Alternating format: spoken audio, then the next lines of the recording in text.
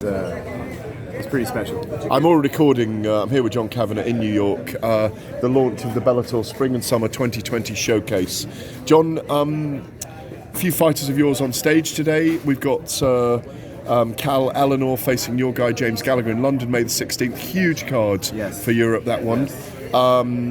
Peter Queally is facing Patricio Pitbull in Dublin in October. So a 6-month season already announced. And kind of coming to a head a little bit on stage today, this rivalry between the Pitbull brothers and SBG. Is it an invented rivalry or is it real, do you think? Look, they're fighters, they're competitive. There's just these rivalries are going to happen naturally. It's kind of unusual how it started. Pedro spoke about it a bit. It was some of the brothers kind of start messaging towards us, and then the guys start responding, and all of a sudden my guys are all talkers. It's like, oh, they're going to respond to you. But look, at the end of the day, rivalry is great. It sells tickets. It gets my fighters paid. It keeps them busy. So the more of it, the better. Yeah, I mean, but also it was. Those were the moments of the press conference today. I mean, you've got some great fighters up there, Douglas Lima and Gegard Mousasi, who don't say boo to a goose until the fight happens, do they? There's a good mix. Bellator, there's a good mix. You've a wide range of personalities up there. Like that fight there, the Lima and Gegard fight has me salivating, and then you've got fighters who do a lot of talking and theatrics, and so there's something for everybody, I feel. Talk to me about Friday and Pedro Carvalho against Patricio Pitbull, the champ of Bellator, lightweight and featherweight. Obviously, this is the featherweight tournament. Quarterfinals will decide a semi-finalist. Hope that's not. I can hear James Gallagher over there. I hope it's not kicking off. I can hear giggles going on. So who knows? There's a bit of mischief. If I run away with my camera right now, it's because there's a fight going on the other side of the room. And let me just kind of over there. It's all happening down there. I don't think it is kicking off, but John didn't move anyway. Not as fast as you moved that night with Conor and Khabib in Las Vegas anyway. But in your flip flops that night, up and into the cage that night. Move fast when it's serious. Exactly. Pedro has extraordinary confidence. I've interviewed him a couple of times now. He's also, when you're with him in the flesh, he's bigger than you think always as well. He's long, isn't he? He's got a long torso, long body. He's if he gets his hands on you, he's one of those assassins. He's an assassin, isn't he? Basically, he is an anaconda assassin, isn't he? You hit the nail on the head there with confidence. I'm calling this fight experience versus confidence, and I really think this is the first time in a while that Pitbull is facing somebody that 100% believes he'll win. He's not going in there to do his best. He's not going in there to try and see the end bell. He's going in there to win. He thinks it's going to be a stoppage. You could see him knocking him out. And a very confident fighter coming on a great win streak that has taken very, very little punishment. Incredibly fit, incredibly strong, huge for a featherweight. It's going to be a fun night. And also to beat this, I mean, we know the story of Pedro. He leaves Portugal, leaves his partner and his child, tiny baby, comes to literally to see if the streets of Dublin are paved with gold for him in fight terms. Nobody does. It's a fairy tale. It's a modern fairy tale. It is. And if he were to beat Patricio on Friday night at Mohegan Sun, he's beaten the champ, a guy that's knocked out Chandler and won the lightweight belts, a guy that really is at the peak of his powers, I think. Yes, he's a very, very formidable mid-range striker, isn't he? He is. He moves well. He's got a good chin. He's a dangerous man, dangerous man. And he believes in himself as well. Yes, of course, and he has the experience to back it up. Like you said, you can rattle off the names he's been in with there. He has 2 titles and successfully defended them. So he's a formidable champion. Pedro is something a little bit special. Do you think you can?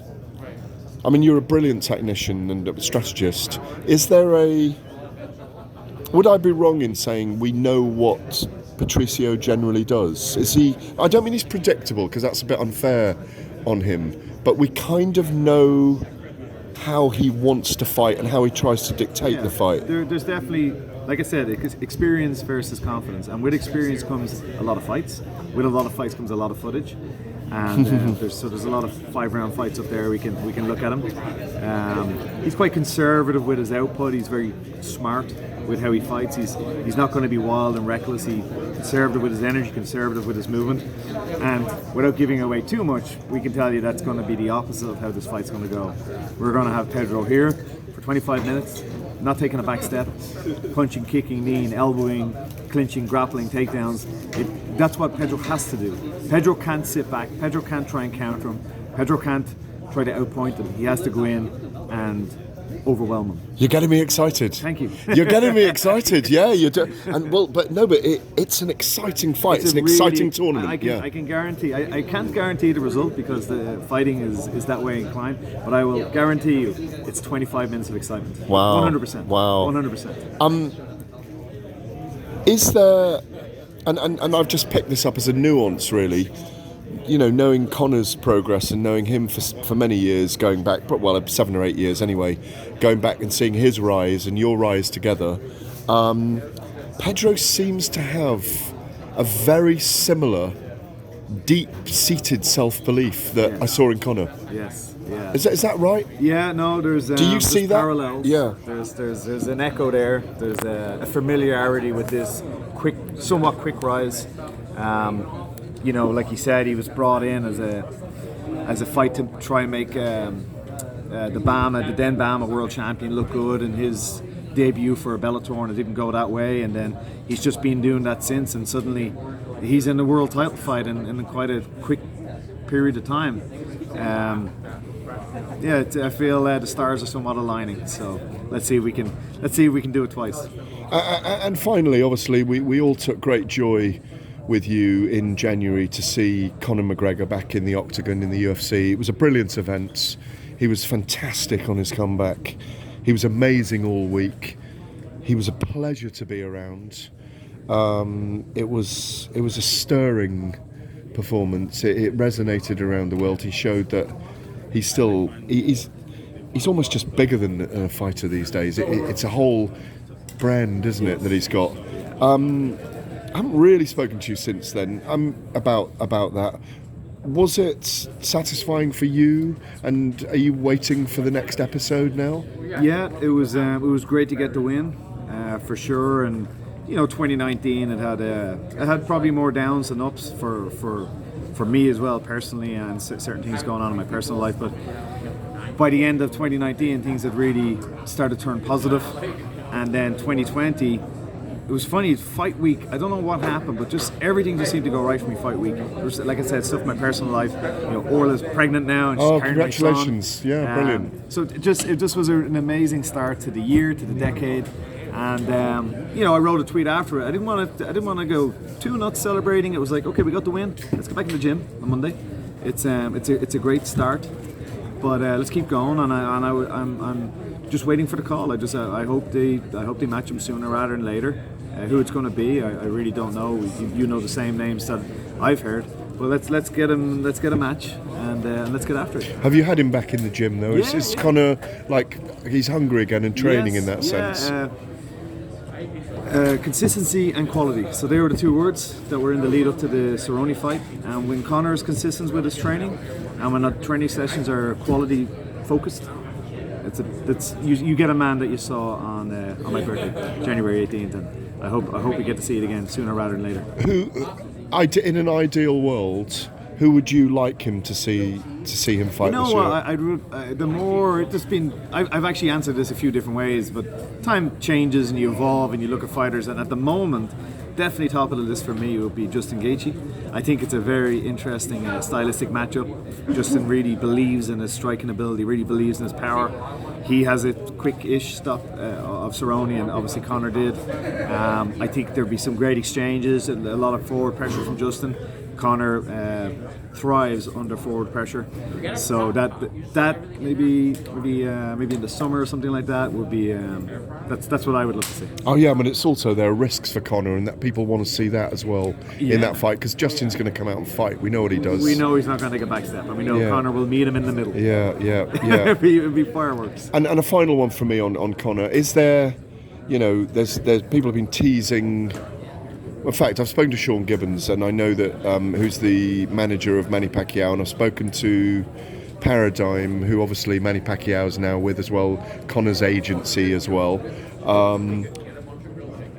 Do you see? I mean, I go back all those years with you when I said in that interview way back when, there's $1 billion there for a fight. Do you remember? Yes. With Conor and Floyd, and everyone was kind of going, not sure about that. I'm not saying, but I could just see it. Having been there for years, I could just see those two coming together and being amazing. And it was amazing. It was an amazing event. And Conor did things that other people have never done against Floyd before. Could you see Conor doing a boxing match in the next 12 months, 18 months? I'd honestly be surprised if he doesn't. Oh, really? Yeah, I'd be surprised if he doesn't. He loves boxing. He loved the training for the Mayweather fight. Canelo's too big. He is. You'll have to forgive my ignorance. What weight class is he? He's 168 pounds at the moment. I think he's too big, but I may be wrong. I'll probably get a poison tweet now from Conor saying, "The little you know about fight sports never ceases to amaze me," or something like that. Just tweet for him. Yeah. No, I think Bisping sent me that once. Conor's an absolute genuine warrior, genuine guy that Dana could call him tomorrow and say, "Hey, I've had an idea. Let's combine the heavyweight belt with the lightweight belt," and he'd go, "Yep, let's do it." It would make complete sense to him, and he'd have a path to victory. Yeah. So whoever the name is, I know Conor would love the challenge. From Canelo to Mayweather to Pacquiao, it'd have to be the biggest names. It has to be something big. Whatever he's doing, they seem to be getting bigger, and he's always looking for that next step up. So whoever it is, I'll be there, and we'll chat fight week. Listen, congratulations to you and Ola. It's always great to catch up with you, and I hope the pregnancy goes well. Is it soon? Yeah, well, it's due July 31st. Oh, amazing. So we're at brilliant. 19 weeks now. Prepare for change, brother. Prepare for change. People keep saying to me, that's the end of sleep for you. Yeah, but look, I'm very excited about it. It's another chapter in my life. I kind of joke saying I've been dealing with screaming babies for a couple of years now with my fight team, so one more won't kill me. Brilliant to see you. Thank you very much, John. Thank you, sir.